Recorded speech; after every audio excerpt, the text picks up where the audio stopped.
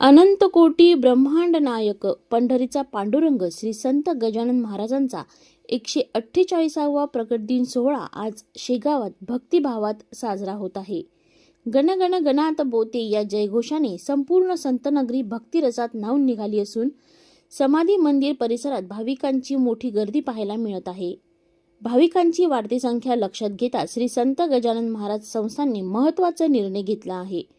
भाविकांच्या सोयीसाठी 7 आणि 8 फेब्रुवारी रोजी श्रींचे मंदिर सलग 24 तास दर्शनासाठी खुले ठेवण्यात येणार आहे. गेल्या आठवड्यापासून शेगावात प्रगट दिन महोत्सवाचे विविध धार्मिक कार्यक्रम सुरू असून अखंड नामस्मरण, कीर्तन आणि भजनांनी वातावरण चैतन्यमय झाले आहे.